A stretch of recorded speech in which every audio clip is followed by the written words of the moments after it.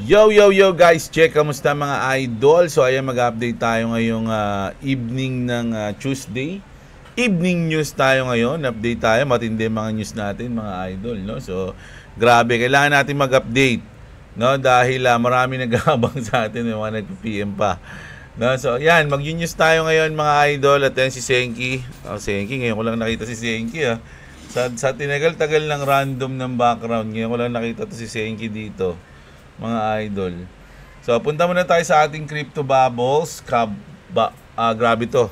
So ito yung day natin mga lods, no? Actually kanina tinitignan-tignan ko tong crypto bubble kasi hindi ko na-ex, so nababalik-balikan ko siya.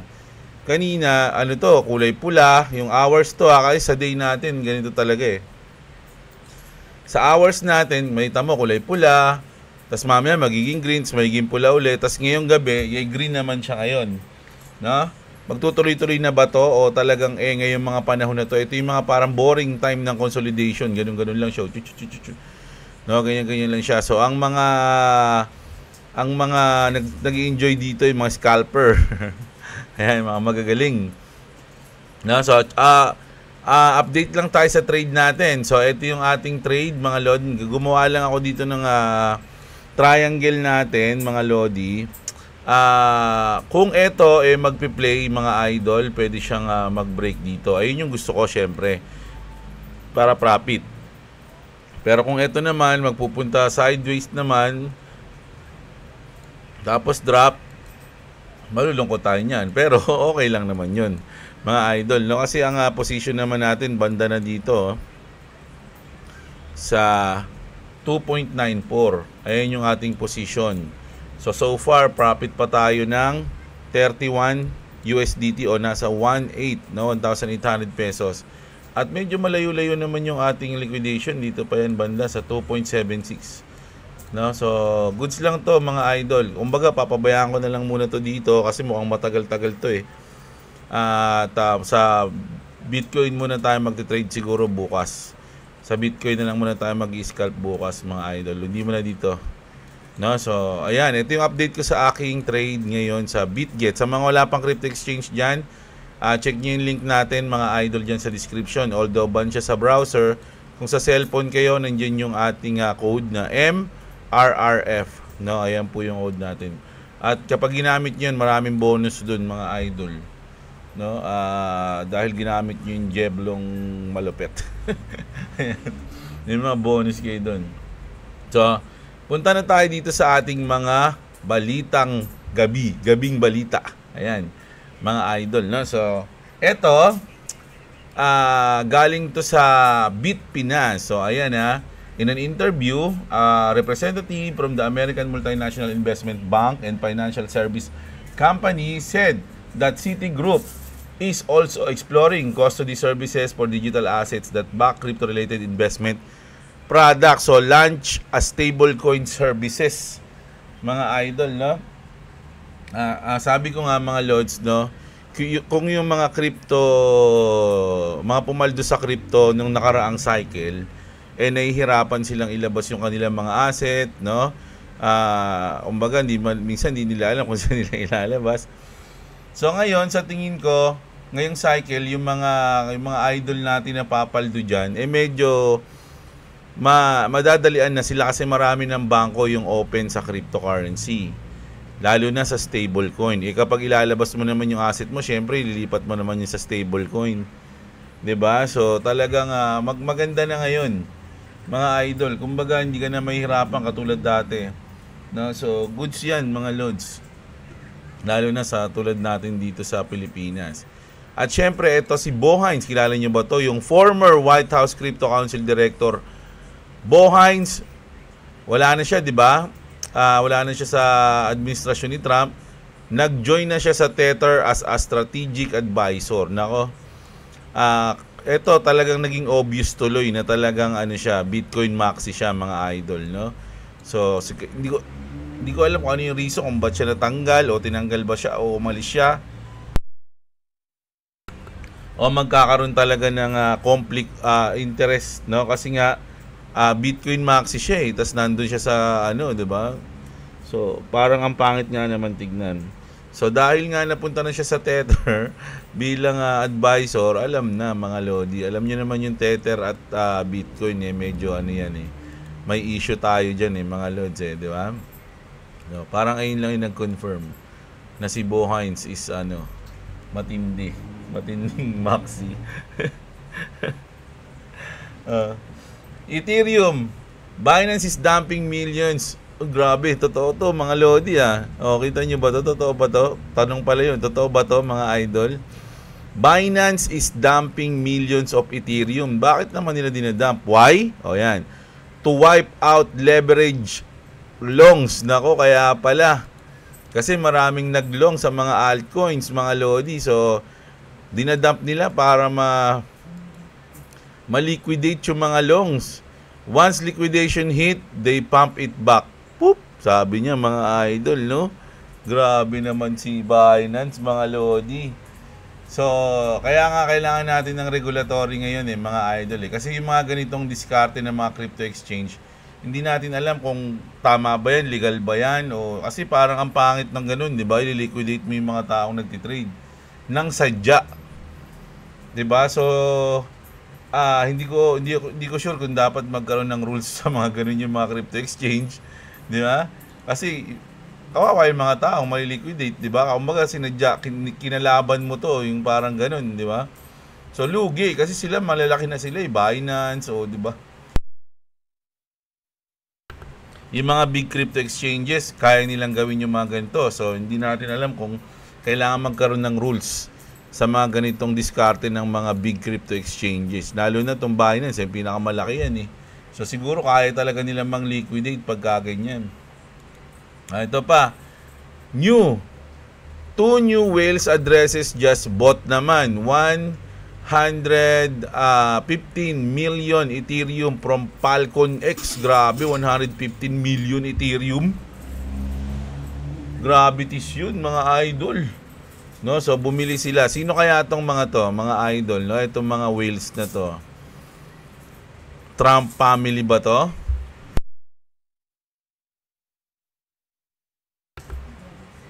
So, ayan, mga Trump family ba to, mga idol? Isa ba dito si Eric Trump, si Trump Jr.? Sino pa ba isa na pogi, yung matangkad na anak ni Trump? Baka yun, kasama yun, mga idol, no? Pero hindi natin sure. No? So, kasi bili sila ng bili ngayon acquire yung mga Trump family ngayon, mga Lodi, no? So, punta naman tayo dito. BTC ETFs saw a second day of outflows with 121.7 million on August 18. Grabe, August 18 lang, mga idol. 121 outflows, $121 million outflows to Hindi to inflow. So, negative to, mga loads. Magkano ba Bitcoin ngayon? Check ko nga. Ang Bitcoin ngayon is nasa 115. No? So, continue, to, mga Lodi, pababa. Hindi natin sure, kung magko-continue ba to pababa. Nako, delicates to, mga idol, no? So, check natin kung ano mga susunod na mangyayari, mga Lodi, no? So, ayan. Ito magandang news to, lalo na sa may mga B-chain, no? Mga idol, yung mga B-chain natin dyan na nag-invest sa B-chain, power move for B-chain, sabi dito. On August 18, Crypto.com announced custody support for B-chain and Bito. Ito yung ng B-chain parang coins nila to mga lods Pag nagmamine, nag-i-stake ka ata o nagmamine, ito yung makukuha mo yung Bito. This isn't just integration, it's the institutional gateway to B-chain's new era. No, grabe. So, ayan mga lods, no. Ito yung pag-partner nila sa Crypto.com is goods yan, mga idol, no? Kumbaga, insured storage, multi-user governance, regulatory grade infrastructure, yan, mga lods, no? So, kumbaga, partnership nila ng Crypto.com. So, goods yan, syempre. Lalo na sa may mga B-chain. Ang tagal na, maraming mga idol natin dito na matagal na ng hold ng B-chain. Mga idol, no? Dati meron din akong B-chain, Kaya lang, medyo nung bumagal siya, nilipat ko na siya sa XRP nun. So, doon ako tumodo nun Tapos nung lumipad yung XRP, yun, nag-diversify ulit tayo. Hindi ko na nalagyan yung B-chain mga lods, no? Kumbaga nag-focus ako sa ISO mga idol. So punta tayo dito. Apple, Tesla, MicroStrategy are now tokenized on Hedera or HBAR. So syempre, malupit yung mga HBAR community natin dyan, mga idol. So, pag sa mga ganitong news, syempre good news to. Kung bago kayo matuwa, i-check nyo muna kung totoo, no? Is this true? Oh, ayan ha. Sintayin natin sumagot si Grok. Diba? Siyempre, good news yan, lalo na sa mga HBAR. HBAR, meron din tayo niya, kaya lang, konti lang. Basta lahat, hindi naman lahat, no? May mga ISO token ako mga idol Kaya lang, hindi lahat, no? Marami pa akong wala.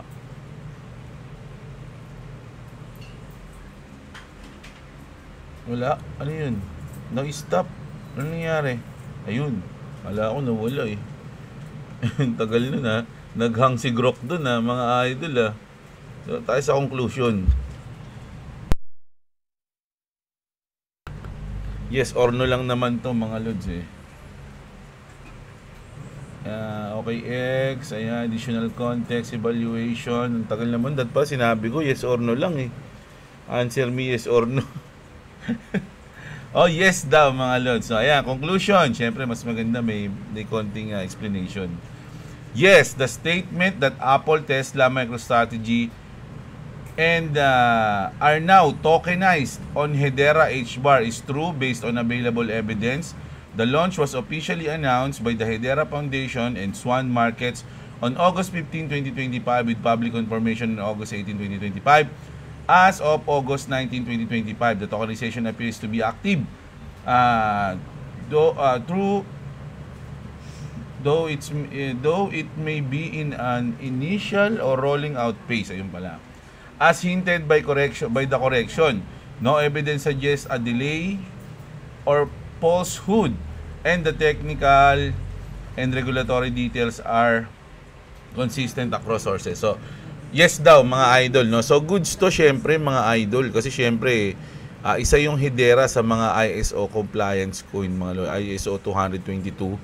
No, so at least nakikita natin na ano yan Apple, Tesla, tsaka MicroStrategy, so mga big time to mga idol, no, na nag-tokenize na sa Hedera. So goods yan, no. At eto naman, so yung iba kasi tinitignan to na bad news mga idol, no, na delay po, no, yung mga XRP ETF, no, ng Grayscale, Bitwise, and CoinShare, Canary Capital, no. So ayan, na-delay po yan. Alam nyo mga lodi, inaasahan ko na yan mga idol kasi lahat yan sabay-sabay sa October, no. Ayun yun, may timing kasi yan mga lods At nung tinignan natin yan at tinignan natin yung mga event na mangyayari, hindi nga maganda na ngayon sila lalabas o ma-approve.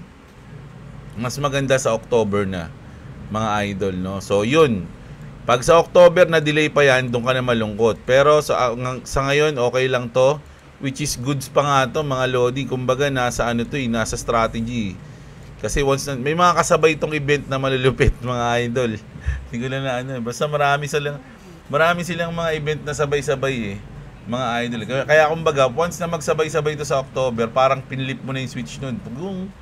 Ganun yun mga idol, no. So okay lang yan, nadi-delay yan mga lods, no.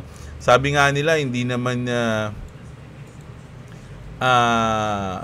hindi pala, iba pala yun. Ang naisip ko pala yung yung kaso. Yung kaso ng SEC pala iba, hindi pala ETF. Pero eto nga, goods nga to mga idol, na talagang dinidelay nila yung mga ETF para sabay-sabay na sa October. So ito pa, Ripple President Monica Long drops a bombshell. Banks aren't asking if they should tokenize anymore. They're asking how fast they can do it. So parang ang priority nila is mabilis, mura, and scalable. Ganun yun mga idol. At nandun lahat yun sa XRP. So, ayun yun mga idol, no? Madaling salita, matindi. Tapos eto, panoorin nyo muna to mga lods. The Federal Reserve has a strong interest in ensuring that any stablecoin offering operate within an appropriate federal prudential oversight framework. But when are you going to move into stablecoins? Yes.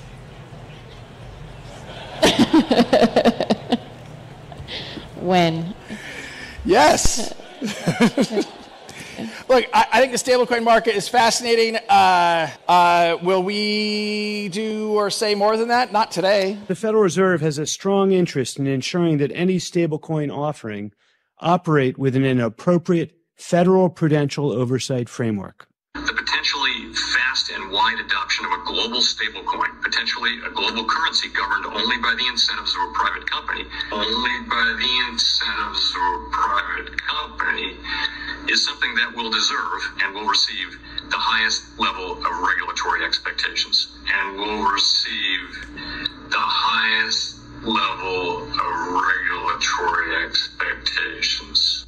So they do not threaten financial stability and system integrity.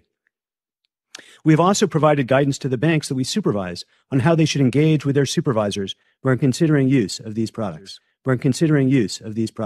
Being a highly regulated institution that we are, we can't touch crypto or stable coins or anything like that.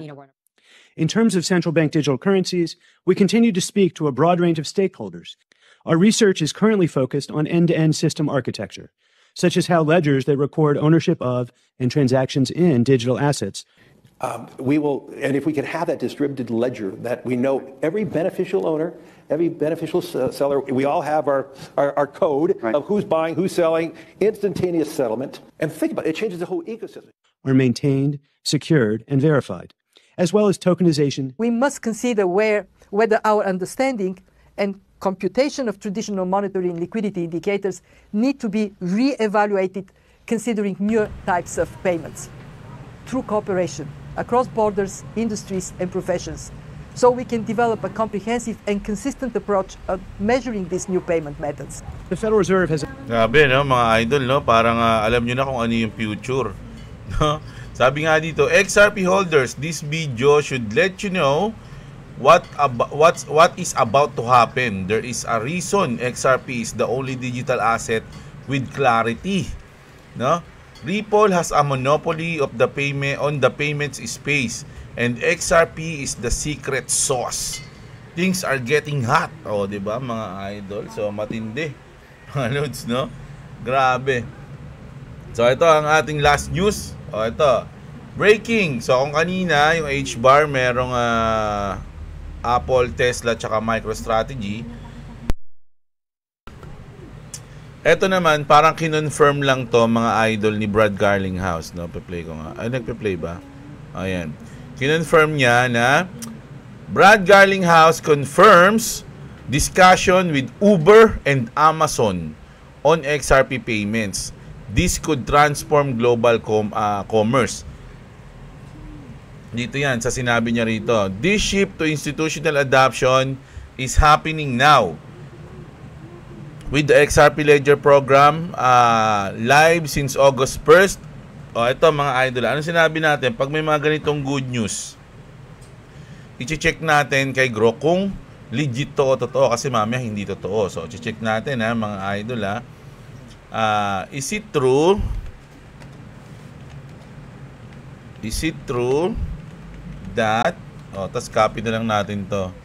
Brad Garlinghouse confirmed discussion payments. So, ayan. Okay. Answer me yes or no only. Ang haba kasi. Parang din siya mahirapan, di ba mga idol, na? Ayan. Is it true that Brad Garlinghouse confirms discussion with Uber and Amazon on XRP payments? Ayan. Check natin kung totoo. No. Ayan no. Ibig sabihin, baka fake news to mga idol, no? Ayan. So, ayun nga yung pag ano natin para makita natin kung may facts ba yung news o hindi. No? So, dito, ngayon, ulitin natin.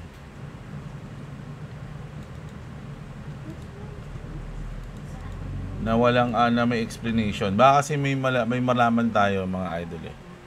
Nasabihin niya kung sino yung nagkakalat ng fake news. No, yun na. It's not true, but guys, from discussion in Uber payments, the exposed shop suggests this, but the video link in the post does not contain any such confirmation. Instead, the video is discussed the general benefits of XRP and RippleNet for global payments, without specific mention of Uber and Amazon. The claim appears to be speculative or promotional rather than based or confirmed discussion. O, diba? At least alam natin. Diba? Ganun tayo. Lahat ng news natin, hindi tayo nagpe-fake news.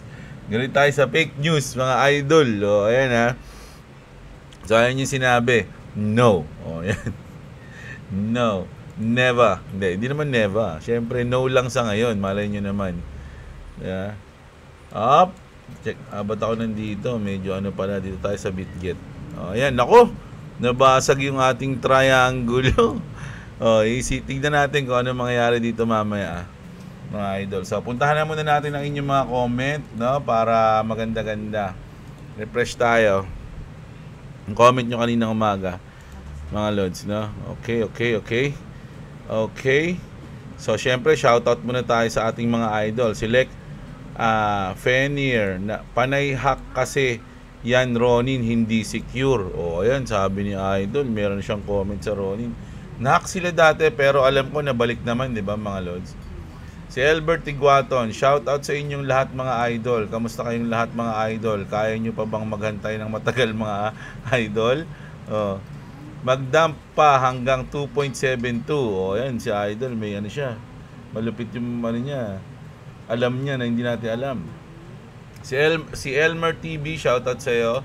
Gaming PH, kaya ba abutin ng 28x ng Cardano, boss? Parang lalagpasan pa niya Ethereum sa market cap pag nagkataon, pero Oxian dahil may hold.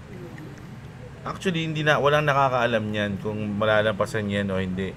Yung mga naglalabas ng mga prediction nila, base yun sa kanilang mga search, TA o kung ano man yung mga ginagawa nila para maisip nila yon. 'Di ba? Pero hindi yun 100% mga idol, no? Ganoon din naman yung sinasabi nila sa Bitcoin dati.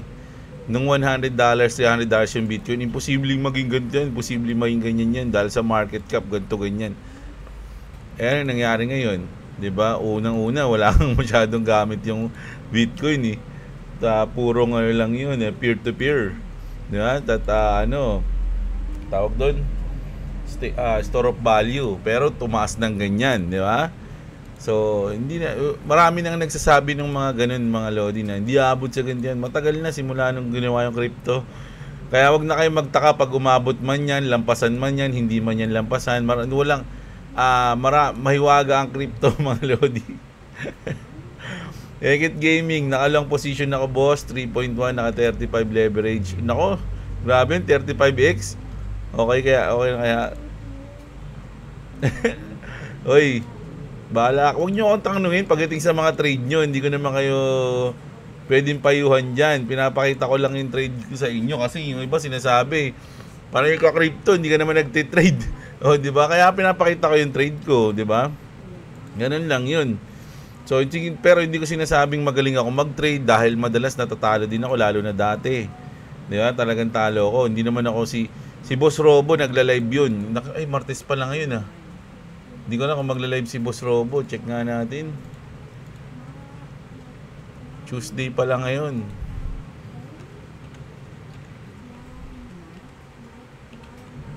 Hindi ko alam kung, kasi maaga pa eh. Alas 8:30 pa eh.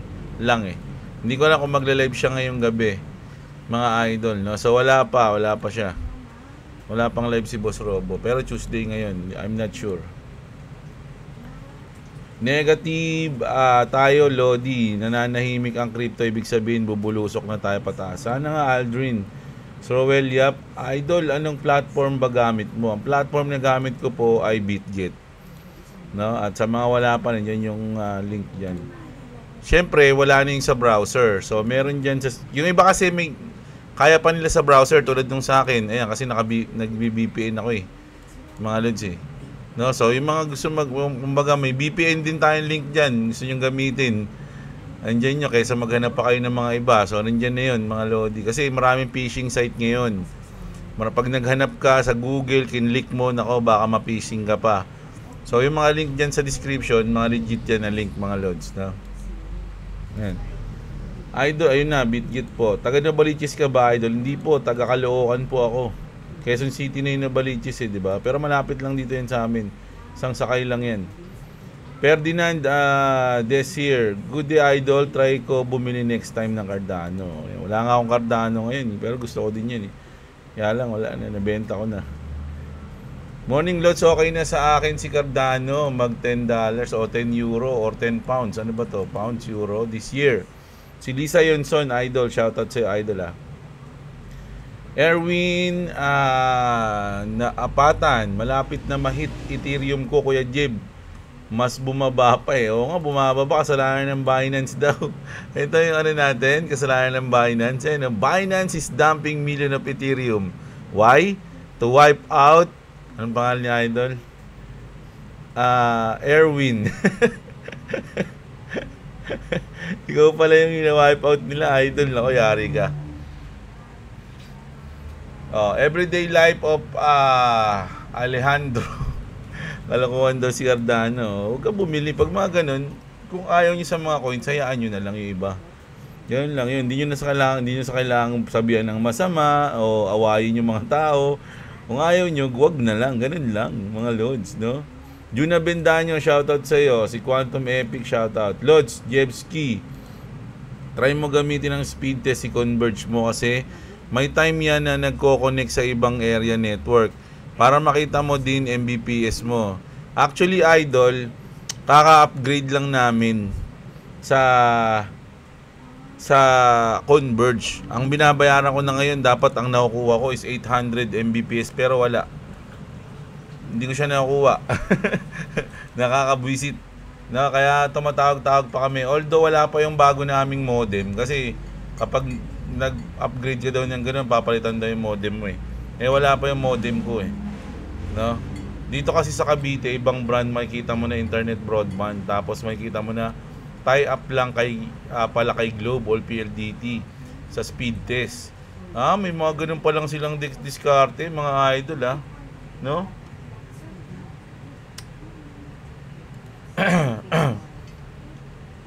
Root, good to buy. Ikaw Idol, bili ka na.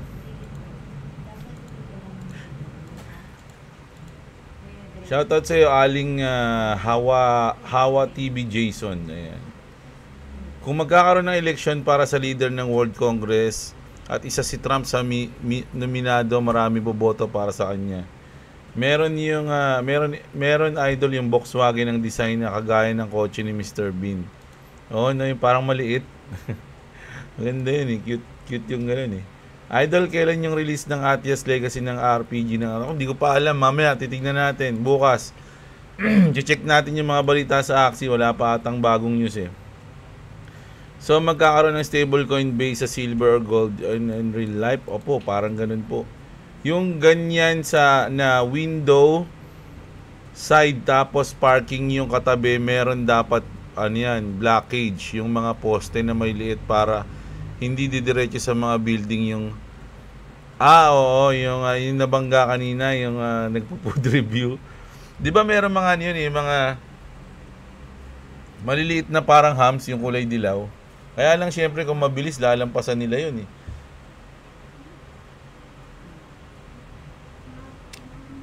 Joseph Berdin, shoutout sa iyo. Papa She, ayos Ron, may steak pa naman ako ng Ron, let's go. Ayan, good news si Idol. Pete Pelazardo, always watching, shoutout sa Idol. Plocky holder here, ayan. Ayan, marami palang mga plocky tayo dito. Ayan, sabi ni Hera. Sino ang mag-represent ng Bitcoin? Dapat inimbenta rin si Michael Saylor sa Confest in Bali. Inimbita siguro, sorry. Inimbita, sorry, ayan. Hindi natin sure kung nandun siya, no? Wala pang final list ng mga kasi sabi nga halos 10,000 yung mga pupunta 'di ba? So hindi natin sure kung andun si Idol Michael Saylor. Na?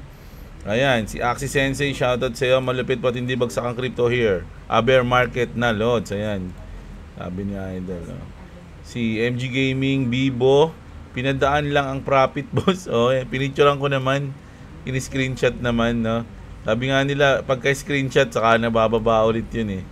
Kaya yung mga tanong ng iba, pag galing sa top, tas bumaba, naka-screenshot na ba lahat? Skylab, shoutout sa'yo. Jeffrey Tan, Disli Milenaria, Juniel Nael, at si Hansel Mango. Ayan, shoutout sa'yo. King Shang ang nag-champion sa ating lahat ng first comment, mga Lodi. No? So, ayan. Maraming salamat sa mga nanood. Sana enjoy nyo ang ating video ngayon, mga Lodi. Overall, update lang tayo sa mga news sa global at kung anong pwedeng mangyari sa mga susunod na araw, mga idol. No? At syempre, yung trade ko, ano kaya mangyayari dito bukas ng umaga.